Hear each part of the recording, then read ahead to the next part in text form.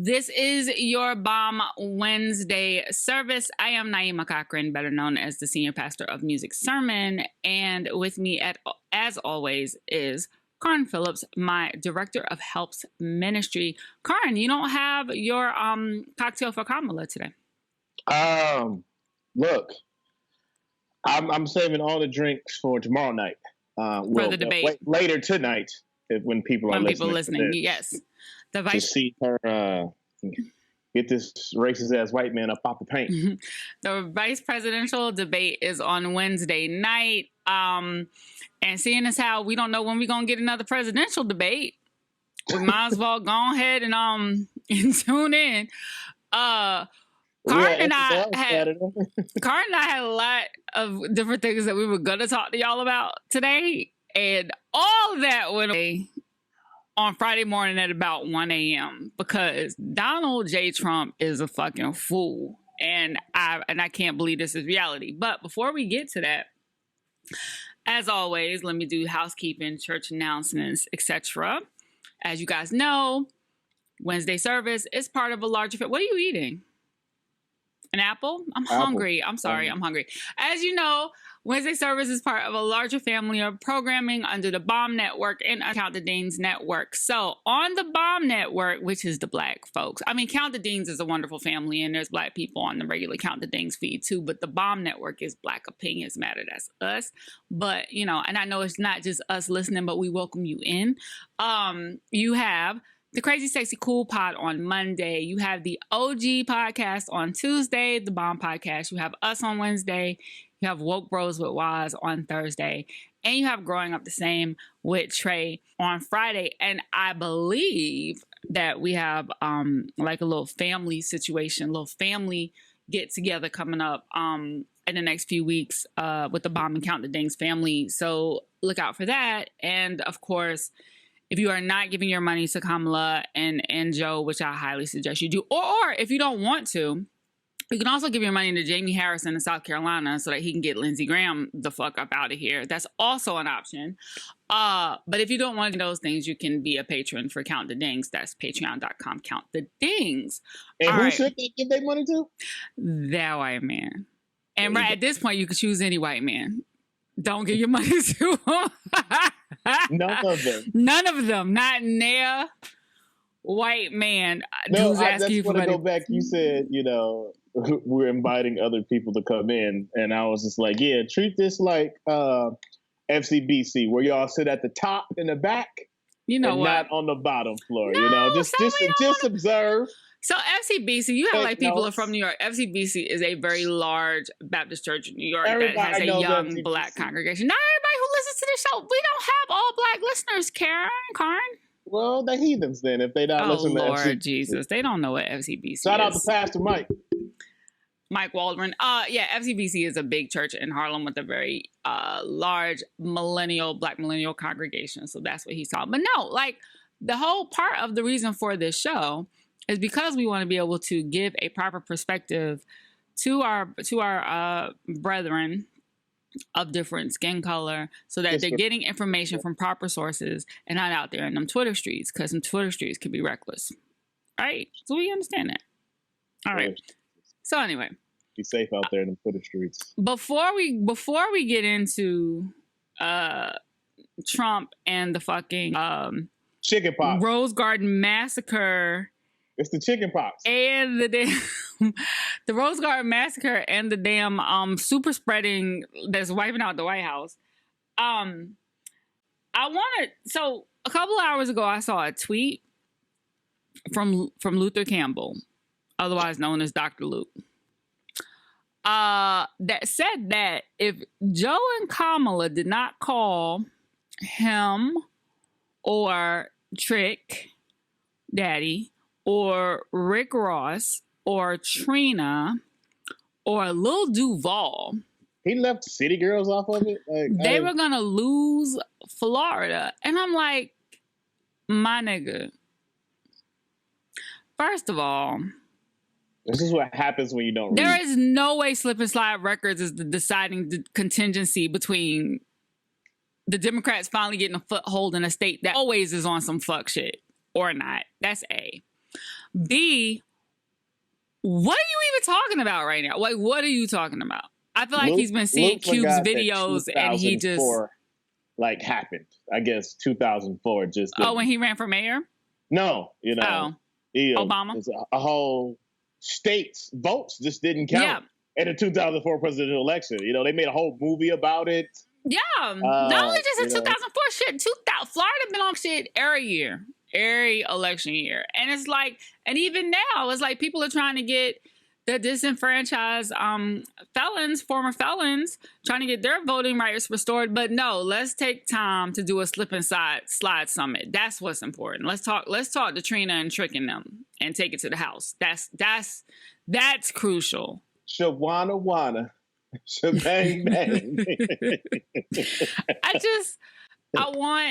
Listen, hip hop did emerge as a voice of the streets. Chuck D did call it the Black CNN, or CNN for Black youth, or whatever. However, I really need y'all elder statespeople in hip hop to stop embarrassing us. Like, just stop. And the young people in hip hop too. I was about to say, don't let these Chance the Rapper I need you to stop. Get us off either, because you know. And shout out to my girl Jamila Lemieux. She posted her absentee ballot in California, and I'll be damned if Kanye Omari West's name wasn't right on that motherfucker as vice president, though. On some party, I don't even remember the person who he was on ticket with. Wow. Right on it. Blam. So yeah, I just want y'all who are tweeting demands at these people to think about what you're saying, and also like there's no alternative also. Like there's also that. Like at this point, if you're willing to act like if you willing to act like it's even a option to not make sure anybody but Trump wins the election, then I have nothing else to say. I don't even know what I could say. What you're saying in a very nice way is, don't be out here in these streets tweeting and talking like Ice Cube has been doing for the last 6 to 9 months. That's what you're trying has just disappointed me so greatly. I don't even want to talk about it. But you know what part of this is?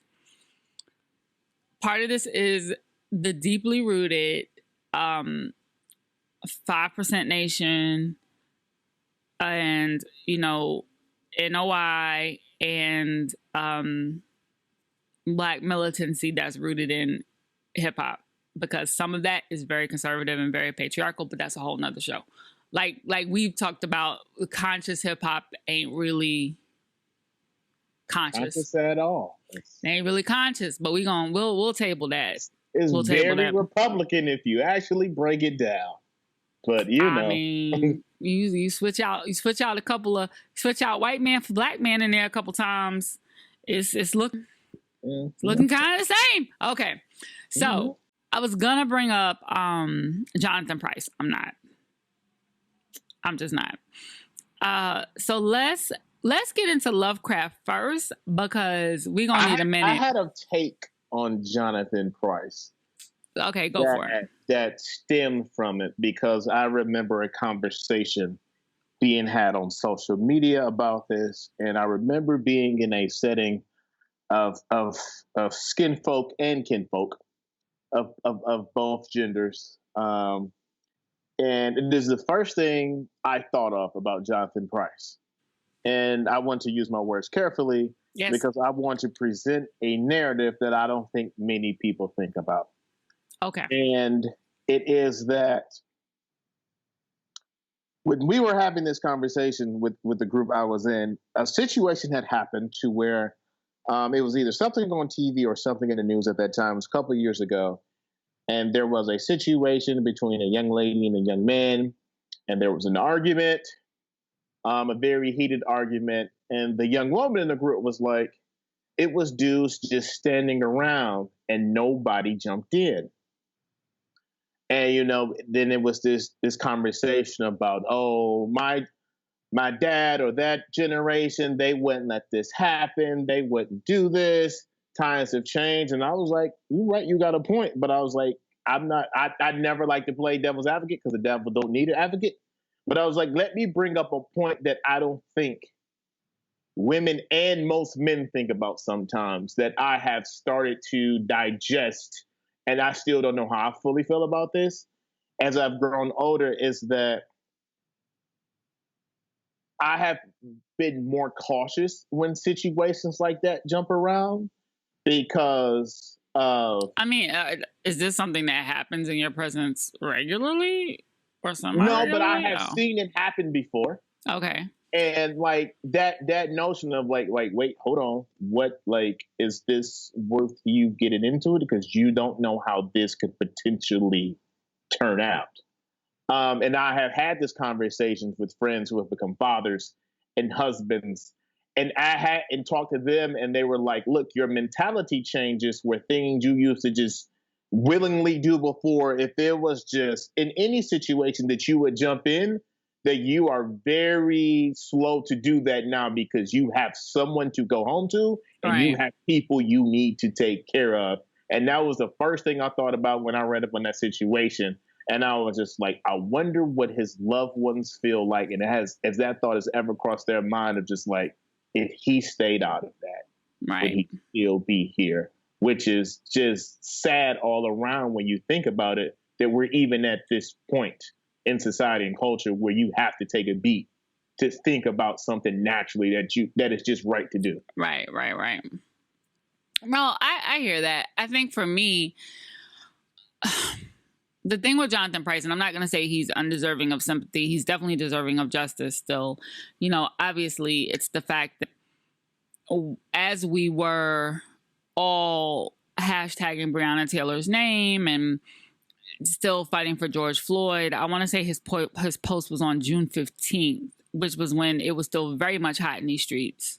Mm-hmm. You know, coming up on, we just passed Juneteenth. That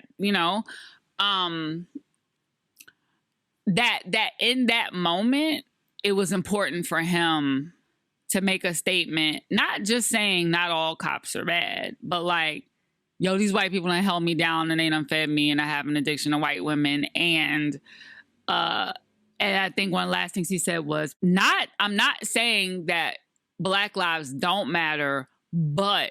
And I don't even remember what came after that, to be frank. Because there was a but. Right, because there was a but. So it's like, I get people's hesitation and resistance because we all, well, I'm not going to say we all. Me, somebody who, you know, grew up in the suburbs, went to a predominantly white university. I know those Black people who other themselves way too well. And if in 2020 you still don't understand that does not protect you, you know, that's the thing. You know, you can be. I'm about to get up and start passing around offering plates. You can be, you know, the good one on the job. You're not like them other ones. You don't, you know, you don't argue like them other ones, but you're different. No, but And all that really is that you're the Black person that white people actually bothered to get to know. You're not special. You're just the only one they bothered to get to know. And you'll still get shot. And you'll still, if you don't get shot, you'll still face a more biased trial. Knock on their door with a hoodie on one night and see if you still get that now. And listen, this was a lesson I had to learn my damn self when there was a drug sweep, because I used to be involved in all kinds of mischief when I was younger, and I used to be able to talk my way out of it. And that's going to be another podcast. I think we should have it's a lot. Trials and tribulations. It's a 3-part series. It's a lot, man. There's so many stories. But I was got the blood. Listen, I don't look like what I've been through. I do not look like what I got a testimony. But there was a sweep in the county that my mom lives in, and unbeknownst to me, there was a known drug dealer who drove the same kind of Acura, make, model, and color that she did, except they had tints and she didn't. And I was driving home from the grocery store. It's like Sunday morning. And I was speeding, but then I saw the cop behind me. I slowed down. But so I had a New York license. This was like 2006. I had a New York license since 96. However, apparently... You're running back up and forth, 85 and 95. But apparently, I had also left South Carolina with like a ticket on South Carolina license. But I'd been pulled over in New York. I mean, I had been pulled over in South Carolina since. It had never been a problem because they just ran my New York license. But this dude, I guess because they were doing a sweep, he ran like my whole shit. Right? I don't know what extra numbers he typed in there, but he was like, did you used to have a South Carolina license? I was like, yeah, 1,000 years ago. He was like, did you know it was suspended? And I was like, no, because I've had a New York license for 10 years. And I think that plus my name and my mother's last name, whose registration on the card not matching up, me having an because my mother has a different last name, me having an out-of-state license in the first place. 85 to 95. Yo, your man not only decided he was going to cuff me, it's a Sunday morning. He's not only decided he's going to cuff me, he cuffed me hands behind my back. Like, pushed me over the car, was going through my bag and was like, am I going to find drugs in here? Is there a weapon in here? And I'm like, bro, what are you talking? Meanwhile, I got my little glasses on, I got my little tweed jacket on, I got my little ponytail. You know, I'm looking like little whatever. I was like, You're cute. I was like, do I look like, to me, I'm like, do I look like a drug dealer? Like, this is from Banana Republic, you know, whatever. So I had to learn that lesson, right? Like the talking that I used to be able to do to get out of, or the way I used to present that I could get out of shit. That shit is not it. Because I did spend 20. I did spend 28, 29, about 32 hours in jail. I sure did. In a jumpsuit. But anyway, that's a different story. So I say all that to say, the Jonathan Price story, it's so tragic. He still deserves justice, but I want it to serve as a cautionary tale. Just cause them white people good with you, don't mean you good with them. They don't mean you good with them. White people good with me too, but that promo code has an expiration date. It sure does. So, moving on. Condolences to his family, but goddamn. All right. We should real quick. What time is it? We should real quick go through Lovecraft. So there's 2 episodes left until the season finale. I have to make about this episode. Please. 1, I am 6'4", 215 pounds. You were shook? I ain't scared of nothing. You were scared? But I love the TV light on. Listen. Also, Topsy and Bopsy and Topsy, whatever them fucking. Ooh. That's my second point. Topsy and Bopsy. Whoever does makeup on that show, if they do not win an Emmy, an Emmy Award or a Golden Globe, because I went to these women's Instagram. They're beautiful women. You make 2 women that fine? Yeah, they're beautiful women. That terrifying. It was like so funny because the whole episode, every scene they popped up, I was like, shit. I can cut one of these lights on, but I was also laughing because I was like, "Yo, they gigging like they dancing." I said that. So Jamaica Craft, who is best known for being, I think probably Sierra's choreographer. She did the choreography for it. Jamaica Craft also does the choreography for P-Valley. Okay. So Jamaica Craft did the choreography, and once I saw that, I was like, "Makes sense." Because at one point I said the same thing. I was like, "Y'all, the jigging and the jerking is getting me." Like, they was hitting body rolls. Your girl was getting their shoulders in. I was like, yo, what? I had never been so scared and entertained. And laughing at the same time. And then when she hit the back beat, it was like, I was like, yo, whoa. Do I it was like, do I run it from was you? like I didn't know what to do. Us, but scarier. See, yeah. Don't get me started on Us, because I think Us is the worst movie ever made in cinematic history. But I thought Us was really uncomfortable, but I mean that kind of like disjointed movement. Yeah. It was that. Ooh, yeah. It was woof. That was woof. Yeah, that was a lot. Saw a little thriller in it. There was definitely a little thriller in there with the little shoulder lean. There was definitely a little thriller. So shout out to Jamaica. Shout out to those 2 dynamic women. I also don't know how much of that was freestyle, because I feel like at some point in filming they just started They just start giggling. My guess would probably be the stuff they did together, or the stuff where like she was in silhouette and shadow. You know, like those moments were probably choreographed, and then the stuff they did separately, they was probably just going for it. I just kept saying, I was like, why is these little demons giggling? No, like, I was like, I think if you get off the bike and start dancing with them, they'll leave you alone. So they can hit their 6 counts. But the thing that actually killed me is that it wasn't so much that I think the cop who's also in Sons of Adam summoned them. I think it was she saw them because she was looking at that Uncle Ben poster. Remus. His name is Remus, I think. His real name is Remus. I think that's his name. When all of that shit went down. But yeah, I still need to read this book, but now I decided I might as well ride out these last 2 episodes before I read the book. And I don't know when our next VR experience is, but I was watching, like, I'm scared now of what they're going. I told you it was the devil. I'm not saying they're gonna do that. I don't think they could. Like, somebody might have a heart attack. They can't just do that. But it definitely, like, I don't need to revisit anything that just happened in that episode that just passed. Can we talk about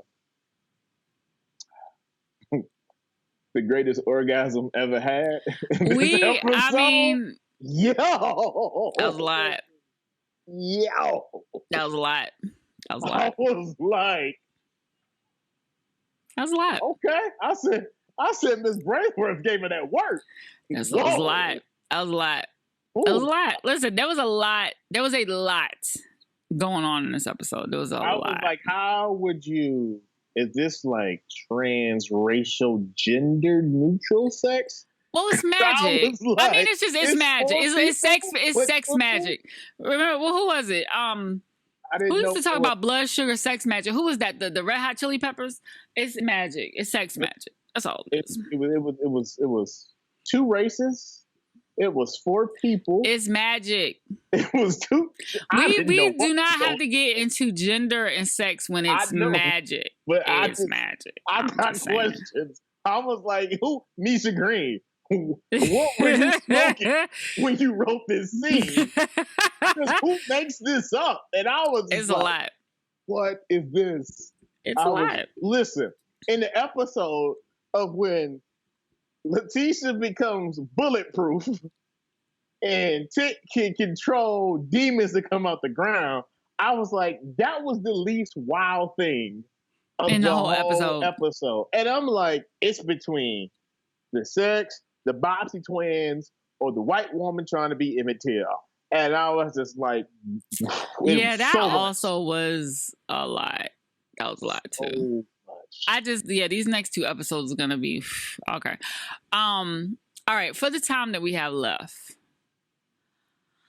all right. So I personally believe in karma, and obviously y'all know that I personally believe in Jesus. I also believe in, the power of the universe. I believe in all those things. I believe that they're similar energies and we call them by different names and different things. And however, karma or cosmic retribution or the wrath of God, whatever you want to call it, rarely shows up in the way that we imagine it will. However, this shit could be in the Old Testament. What's going on right now with the GOP? Or Revelations. I don't know. Or Revelations. I have never seen, for a man who has run so just run all over everybody, everything, every tenet of our democracy, every decency of humanity, every code of conduct, every protocol, every just ethical social norms, ethical observations. Don't give a fuck about nobody except his daughter, except his one daughter. That's the only person he cares about. That's it. Not none of his other kids, not his wife, Maren. Don't give a fuck about nobody but that one daughter. For not only him to contract COVID, but for it to spread so vehemently and quickly through the damn GOP leadership. The chicken pox. Like the chicken pox. Like they had a chicken pox party in the Rose Garden. And and like I said, so swiftly so that there could be no question that it all came from the same place, right? I was just like, that is God. That's God, because listen, 2020 is on some other shit, and for all of its destructiveness, for all the lives it's claimed, for the way it's fucked all our lives up, all our money up, all everything. The one thing that's been consistent that I've also seen happen in this year is that if you had any shit with you, your shit is outed this year. Like, wool's been getting pulled back, covers snatched, drapes opened, lights shown in all year long. All year long. On shit that's been old as hell coming back up. 2020 right? has been an LED light. It is. It's been like literally, it's been like on some 2020 vision shit. And it's like, I believe it's just the timing, Carron. The timing is like, you couldn't. So much of Trump's administration has been something where it's like, if you wrote it, people would be like, it's too on the nose. Like, it's too on the nose. This is terrible. This is like that too. You know who wrote it? Who? This past weekend, I was like, I swear I wrote this. And I went back and found a column I wrote in March. And I'm going to read my lead. And as I read this, you're going to be like, no, you wrote this last week. You was prophesying? I wrote this in March. Okay. I wrote this the day that we found out, when all of this was happening, remember, that Trump called Alex Rodriguez. Oh, I forgot about that. Dr. Fauci. This is my lead. The coronavirus doesn't give a fuck. And that's what makes it so scary. White people can't ignore it. Rich people can't buy an antidote. And those that haven't been affected can't even find a leader to comfort them. The U.S. has become the new home of COVID-19, as our country has more confirmed cases than anywhere else on the planet, over 111,000 and climbing. This was it. And I went back and read that, and I was just like, damn. White people have been trying, and the GOP have been trying to ignore it. Yeah. Got their ass. I was like, the rich people that was in the Rose Garden can't buy this shit. And I was just like, all of this shit happened in a 72-hour window. And it's still happening. I saw today the Joint Chiefs of Staff are fucking... It's just the Pentagon. Like, so here's the thing.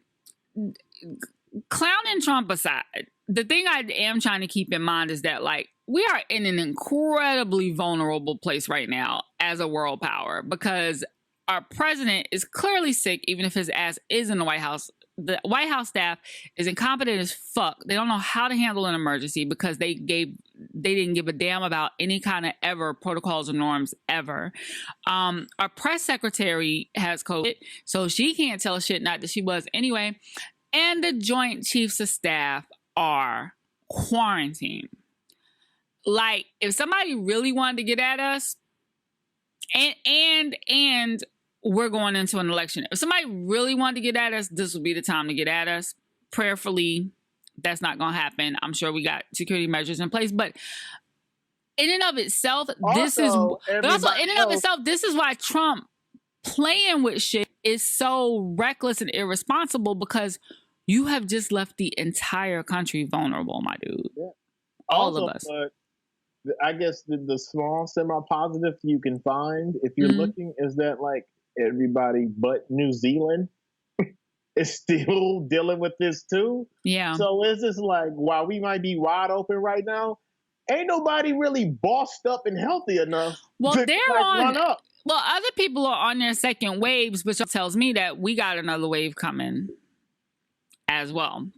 So, I mean, the end is not over. I'm not going to, be so morbid as to speculate on Trump's recovery, but I don't see this ending well, because he's not taking it seriously. Like, why are you even back at the White House? Everybody in the White House is positive right now. Your ass went right back to that bitch. I don't know. But so things I do want to point out as this unfolded. The first thing is the fact that at the news that our president was positive for COVID-19, my initial reaction was to not believe it, because I don't believe anything these motherfuckers say. And that's a problem.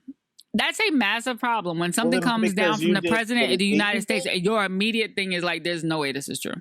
And was it that you just didn't believe it, or that it wasn't announced and confirmed until 2.5 days after he knew he had it? I didn't believe it because... And he was still out here.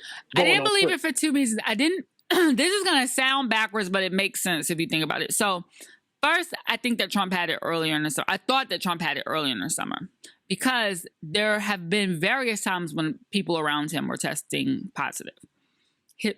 His valet, one of his Secret Service people. So I had just decided that he was either an asymptomatic carrier or he was himself a super spreader. Two, Trump is so fucking vain and narcissistic. I could not see him admitting to being positive unless it was strategic. Like, you know, because he caught so much heat from Tuesday's debate where he was clowning Biden for wearing masks, where his entire family came in late so that they wouldn't have to, you know, get their temperature taken, and then like all walked in and took their masks off downstairs and down there in concert, except for Melania. Melania knew what the fuck was going on.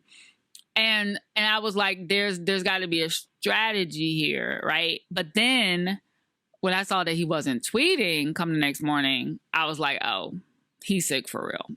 I think he might be back to tweeting now, but most of the tweets that have come out of his account for the last few days, as much as they're trying to sound like him, it's not him. It's not unhinged enough to be him. It's too cohesive and it's too congruent. There's punctuation. Yeah. Like... The tweets are congruent. Like they put the parentheses around the K and 401k, and I was like, I don't even put the parentheses around the K and 401k. There's no way in the world Trump would do that. He has a predicate part in this sentence. There's no way. He said something about religious liberties. I was like, he would never say that. Is that an adverb? I was like, what? You never say this. And it was like, and it's consistent. Trump never given get out the vote messaging. He's just been like, when I win, and this has been like, get out the vote, register. They don't do that shit. So anyway, so there's the problematic part that I don't trust anything that comes from the White House. I don't trust anything that our president says. I don't trust anything that comes from there. That is problematic because if some real shit were happening, I'm gonna be like, this nigga's lying, right? So that's a problem. And now it does feel like we're all under, you know, an authoritarian regime where I imagine everything to be propaganda. We all looking at the tapes he's posting like that's a green screen, that was edited, that's a this, that's that. I cannot believe this is our reality. But what I noted it is if you remember the fact that, and that's the whole thing from the fake commercial he's in when he came back. That G.I. Joe ass commercial. Yeah, but I was like, Top Gun ass commercial. Yeah, and I was like, and the green screens and all that, and him signing the blank pieces of paper when he's working hard from the hospital. I was paying attention to the outrage and I understood it. But I was in my head like, what do you expect a reality TV star to do when shit hits the fan? Right. I was like, he's doing what exactly he thinks is the right thing to do, given to how this is the biggest... Try to control the optics. For a large amount of people in this country. If you're old enough, you remember The Art of the Deal, you remember him just being the rich white dude around, or you remember the Exonerated Five. If you are a little younger than that, this is the Apprentice guy. Right. So if you don't have that context, yes, this is what a reality show guy would do. So that's why I was like, yeah, this is still on brand. But also like in the magnitude of it, you know, we haven't had a president in the hospital for a serious illness since I was a child, since we got shot. damn near 40 years ago, you know? So anyway, one thing that I found very interesting, like on Friday, as other public figures were, you know, sending in their messages, I was noticing that some people of note would send thoughts, but not prayers. But not prayers. And them people was black. Because, you know, we play with that shit. We don't play with that. And it's not even like a humanity thing. It's not even like a respect or is that you got turn the other cheek thing. It is the human emotion of the toll that something takes, especially in this time of social media and Black people turn into hashtags, and every time it's us. Right. It's thoughts and prayers and no action. Right. Now when it's your turn, fam, all we got is thoughts. Yeah, that's it. Y'all never gave us prayers. Legislation. But also because God knows my heart, and if I even tried to act like I was about to pray for this motherfucker, listen, I'm not saying that I wish the president ill. I want to be very clear on that. Only because if it was just Donald Trump, I give a fuck. I'm clear that it's a national security issue, and I'm clear that because we are already in an election process, because early voting has already started, transference of power would not be simple, and it could possibly even delay the election. So I'm not wishing Trump to not recover, but I'm not standing in the gap for Trump to recover. Like, I'm not going to pretend the throne on Trump's behalf. It reminds me of an old Black Southern saying that my daddy used to say to me all the time. Not the one everyone usually knows when the chicken come home to roost. Although they roosting. But my dad used to always say, and he still says to me, it ain't no fun when the rabbit got the gun. When the rabbit got the gun, that's real. And I was like, yep, this is that. And also I was going to point out, listeners and you yourself, y'all, if y'all have 3 hours, please get a login, bootleg it. I don't care what you do. Find a way to watch both parts of Showtime's The Comey Effect. Trust me, in this moment, it will put mad. so much back into. It will take me back to leading up to 2016, and even for someone like me that was covering all that stuff, and was there for a lot of that stuff, and even knew the ramifications of the ripple effect. It brings back the small, minor details of stuff we didn't really get to see behind the scenes, to be like, oh, wow, like this was just there's not really fault that you can find in any one person. Not like Anthony Weiner or what James Comey himself.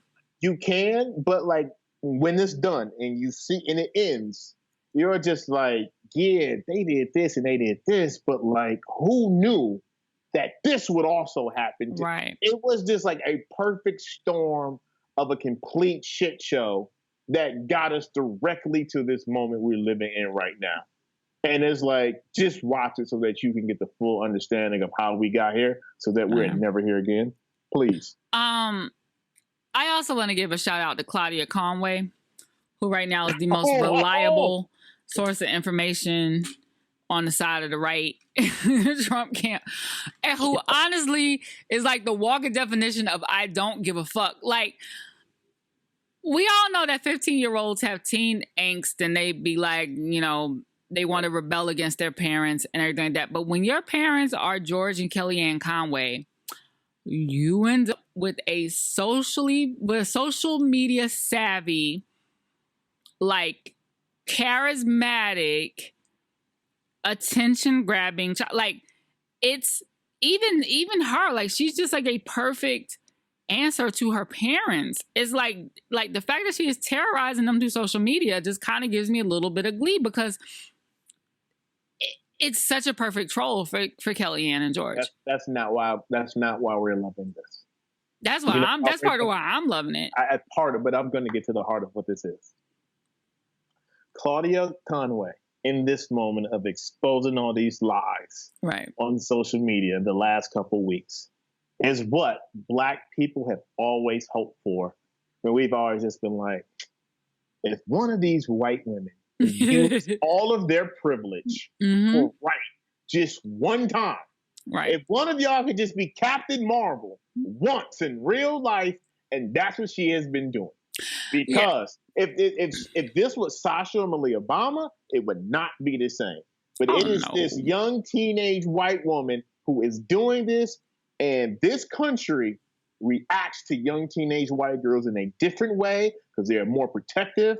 They are more lenient. They give them more space, and they are more forgiving, which is why she has allowed to keep doing this over and over. Because the black, and also her mama can't pull her off the net altogether because the world is watching now, right? So if all of a sudden Claudia goes quiet, everybody's gonna be like, "Where's Claudia? What she do to Claudia?" Because Claudia has planted this narrative that she's in harm's way at the house. And the funny thing is that I saw the video from like 2:00 this morning where Kellyanne finally went to snatch that phone, and people were responding like, "Oh my God, is she in danger?" And I was like, that's the mama snatch. That's all that is. I know that snatch. I've seen that hand come at me, but Kellyanne can't. Too late. She can't take the phone away. Even though she tweeted at 2:30 in the morning, that was basically like, "I can't believe y'all my daughter is brilliant, but she's fucking 15. What is wrong with y'all?" And I was like, I cannot imagine having my mama have to get out of her bed and tweet to the world at 2:30 in the morning because I got her on the ropes like that.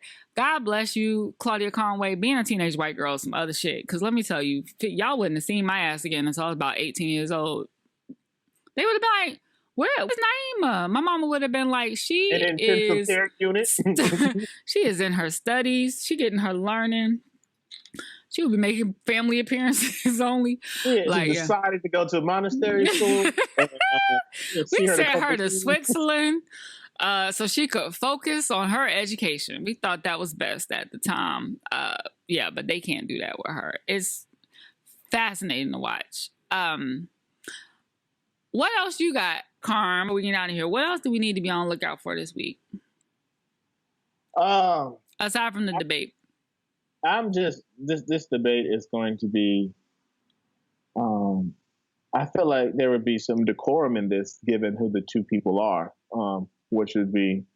I mean, we hope so, but Pence's decorum is going to be snarky in that. Like, I don't really like him. I mean, listen, it will. When I say that, I mean Pence, who, by the way, is still on the campaign trail instead of isolating. Let's just put that out there. Like and I know they're fighting over the panel, right? To have between them. They still were earlier before, and they might have decided by now. By the time fighting in what way? Kamala is trying to get that panel. Like, nah, fam, you on that side? Oh, Pence don't want it. Of course you don't. But just the fact that covering 2016, there were always murmurs and conversations that I think got overlapped by the antics of Trump. That people were like, "Look, Trump's a shit show," but the actual fear of what this election could be is the policies and the way Mike Pence knows how to move, because like this is the dude that was trying to do like the back in Indiana, sending gay kids so they can for conversion therapy, and who also and all that, but and also helped contribute to an entire HIV epidemic in Indiana. Yeah.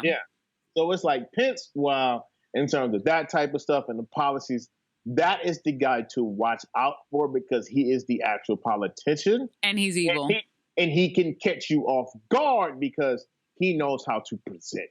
Right. He has I don't go to dinners with another woman without my wife. He's not going to hoot and holler. He's not going to be disrespectful. Because evil. Yeah, like he's just going to shake hands. He's a robot. He is going to, what we know as present presidential, and then that makes you sometimes take your foot off the gas when actually he in the back room signing papers that is going to destroy your life. And I was like, so in terms of that, it won't be the shenanigans of last week, but he is going up against a cold-blooded sniper. Yeah. Who is, if you have seen it, the thing I have loved so much about Kamala Harris in this race when she was trying to be president to now is that you have seen this transformation of her just very, with so much class, disposing of her fucks to give. Because it seems like month after month, she is taking off that, let me remind you niggas where the fuck I'm from, who the fuck I am, and the life that I'm about. Real quick. And I think tonight, for you listeners, because it will be tonight, we might get all of that in a way we haven't seen. We've seen her on the Senate floor. This is a week we need it. But it is going to be a different wave of it, and you know what I'm hoping? Do you remember the vice presidential debates in the second Obama election between Biden and Rubio, where he mopped the floor with Marco Rubio? Do you remember that? I don't. And like your man was drinking water because he was so shook. Oh yeah. I remember the gift is coming back to me now. Yo, Biden went like, that was just amazing. I would love to see a version of that. Like he was just on attack. I would love to see a version of that. I just want to see Kamala show, because I mean, here's the thing. Statistically and scientifically and mathematically, the likelihood that Kamala will end up being our president if Biden is elected is not small, right?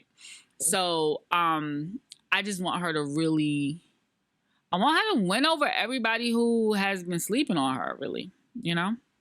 I have always thought that she was the best person for the job in general from the time she put her name in the hat. I knew they weren't going to let her rise to the top, though. Not like for a black woman to follow a black man. Yeah. I just knew they weren't going to let that rock. Like I was heartbroken when she dropped out, and just because it wasn't even necessarily the black woman can be the president narrative. Mm-hmm. It was that I was disheartened by, we had two women for the first time, and if you throw in Elizabeth Warren, 3, who really had a shot at this. Mm-hmm. Like, no, they can pull this off when we go back to Hillary. Right. And I like to tell people all the time, like, look, Hillary Clinton, there has never been a more qualified person in the Hillary was more qualified than Obama. Shit. History that has been read. She was more qualified when she ran than Clinton than her husband was when he ran. Correct. Legit. Yeah. And it was like from Hillary to Warren to Kamala. This wasn't some Sarah Palin shit. Right. This was, if they were dudes, this wouldn't even be a discussion. Right. Like this would be a done deal. And that was disheartening just because it was like, that's just how messed up this process is. And I'm sorry, a fourth one, Stacey Abrams. Yeah. Because it was like, no, like if this is supposed to be for the best person for the job, we have 4 of the best people ever, right? Regardless of party, that can do this. But we're just in an area where it's just like, nah, we're just not gonna let this white woman win, even though she won by more than 3 million popular votes, which I always tell people, and they'd be like, Hillary lost to Trump. No, she didn't. She won. She lost the electoral vote. Yeah. Get the words matter. She won the popular vote. Yeah. And it was like we've had in this last couple of years just like 4 women, two of them are sisters, that could actually do this, and it's just like we have so much further to go. Yeah. Well, I'm hoping that if anybody was a fence sitter, and I'm gonna hope that our listeners are not that. You know, just seeing, if nothing else, seeing the tactlessness of the White House in the face of an actual emergency changed your mind. If Ruth's death didn't change your mind, that SCOTUS seat didn't scare you, hopefully this scared you. And sadly, I have the feeling we got some more shit coming up to scare you before it's all said and done, right? And if you were a fence sitter, I don't really have that much sympathy for right. Because that fence you were sitting on was a barbed wire fence. Word life. So you were sitting up there on some bullshit, bleeding just because it was a willful choice. Yes, this is true. This is very true. But now that we're done fussing at y'all, I will say, as I say every week, y'all could be listening to or watching anybody in the world. You're here with us. We're thankful for it. Watch the debates. We'll be back to talk about it next week. Have some wine. Have some wine, please. Yeah, definitely. Drinking is encouraged. Also, next week, one of the things I was going to talk about this week, I wanted to delve a little bit into Black Greek organizations, because there is a WAPO reporter that keeps insisting on fucking up all references to Alpha Kappa Alpha sorority. Where Kamala is concerned. My favorite girls. Shout out to my sister. You know what? Shout out to my sister Greeks of Alpha Kappa Alpha Sorority Incorporated. Whatever, Carron. It's fine. I know how many dogs you got in your life, nigga. And what's business out there in the street? Okay, we got to keep some stuff confidential. Just saying. And of course, you guys can holler at us on Twitter, talk to us, let us know how you feeling, what you're thinking. You got questions, you got comments. Like, subscribe. You get a whole country after you. Don't be that guy. Don't be that guy. And right. And he's still suspended, but shout out to South Africa. Shout out to South Africa. I do love y'all. Yeah, and what was I about to say? Oh, and watch. Carron doesn't have his arms out this week, but maybe he'll have his arms out next week. So we'll see. I pull out the oils. We'll see how this debate goes. The oils. Wow. All right. Later, guys. Stay safe. Please wear a mask. And make sure you have your election. Make sure you have your voting plan. Yes. Be like me. Real. I voted last week. Be like Good for you. Good for you. I'm happy to hear it. All right, y'all. Later.